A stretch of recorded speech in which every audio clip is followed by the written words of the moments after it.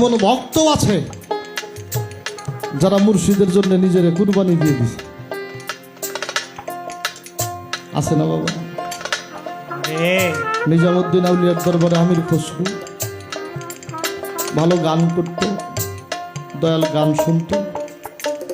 হঠাৎ করে বলল, দয়াল একটু অনুমতি দিলে বাড়ি চলে যাইতাম। দয়াল একটা ভাবে ডাক দিয়ে বলল, চলে যা।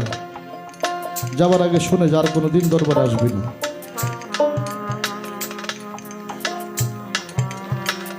চলে গেল। তা আসলেই যারা গুরু ভালোবাসা মানুষ বাবা, তার গুরু ছাড়া পৃথিবীতে ভালো লাগার কিছু থাকে না। পাগলের মতো ঘোরে।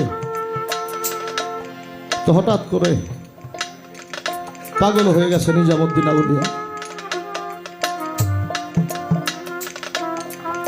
পাগল হয়ে গেছে। কার জন্য পাগল হয়েছে?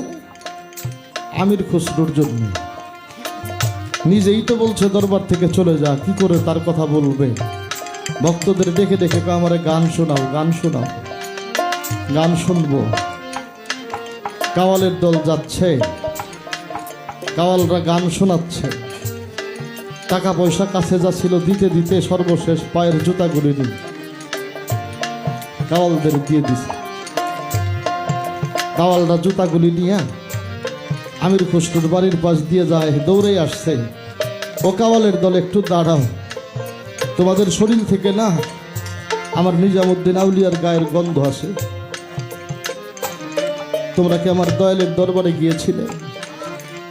বলে, হ্যাঁ। আমরা শুধু যাইনি, আমরা দয়ালকে গান শুনিয়েছি, অনেক কিছু পুরস্কার দিয়েছে জানো। সর্বশেষ তার পায়ের খরমগুলিও দিয়ে দিয়েছে। আমির খসরু চিন্তা করে, আমার তো দরবারে যাইতে নিষেধ করছে, এই খরমগুলি যদি আমি কোনোভাবে নিতে পারি, হয়তো এই খরম কুচিলা করে দরবারে যেতে পারবো। ডেকে ডেকে বলে, ভাই খরম জোড়া আমারে দিয়ে দাও। ওরা ডেকে ডেকে বলে, না গো, এটা নিজামুদ্দিন আউলিয়ার পায়ের খরম, এটা তো সাধারণ কিছু না, যা চাইলেই পাওয়া যায়। বলে, বিনিময় দাও না। বলে, কি দিবে তুমি? বলে, আমার বলতে আছে চেয়ে নাও। ওরা ওদের মন মতো চেয়ে নিয়ে গেল, খরম জোড়া দিয়ে গেল। রওনা করেছে দরবারের দিকে। প্রচন্ড বৃষ্টি, বৃষ্টি হচ্ছে, আকাশে বিদ্যুৎ চমকায়। নিজামুদ্দিন আউলিয়া ডেকে ডেকে বলে, আমার বাড়ির প্রত্যেকটা গেট বন্ধ করে দাও। গেট বন্ধ হয়ে গেছে। আমির খসরু যাই দেখে বাড়িতে ঢোকার মতো কোনো জায়গা নেই। বৃষ্টি পড়ছে উঠানে, একটা ড্রেন দিয়ে পানি বের হচ্ছে। চিন্তা করে, আমি যদি ড্রেন দিয়ে প্রবেশ করি তাহলে হয়তো ভিতরে যেতে পারবো।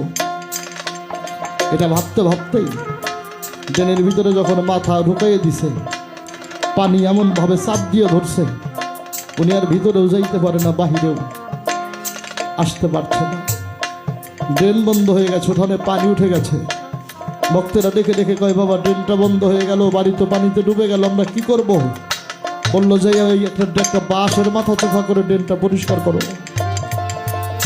একটা বাঁশের মাথা চোখা করে যখন ড্রেনের মধ্যে আঘাত করছে, প্রথম আঘাতটাই যে লাগছে আমির খসরুর মাথার মধ্যে।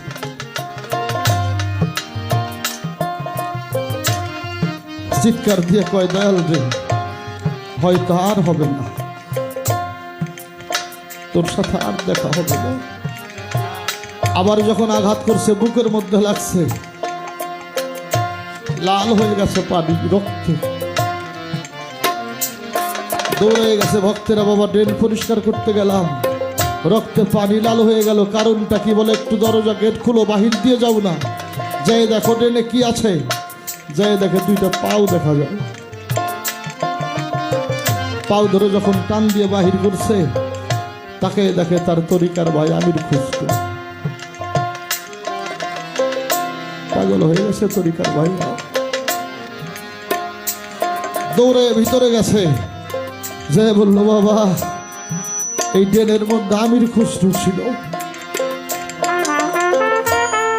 হয়তো আমির খসরু মারা গেছে। বলো রে, ধোয়াও, কাফন করাও। ধোয়া কাফন করাইছে। বলো রে, রওজাস্থ করো, বাজারস্থ করো। কবরে নামাইছে। এক তরিকার ভাই দৌড়ে আসতেছে, ও ভাই, ভাই আমার ভাইয়ের আগেই মাটি দিও না।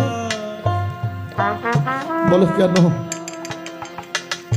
বলে আসতে দেরি হয়েছে তো, আমি তো আমার ভাইটারে দেখতে পারি নাই। মারপেটের ভাই হবে একদিন বেশাদের ভাগী, তরিকার ভাই হবে নিদানের দরদি। তাই যদি হয় আমারে না দেখে আমার ভাইরে মাটি দিও না।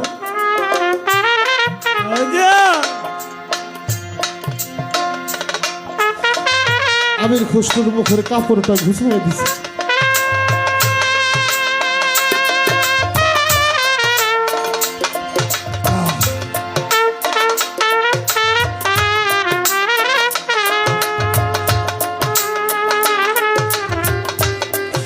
তাকিয়ে দেখে কবরের মধ্যে নিজামুদ্দিন আউলিয়া শুয়ে আছে।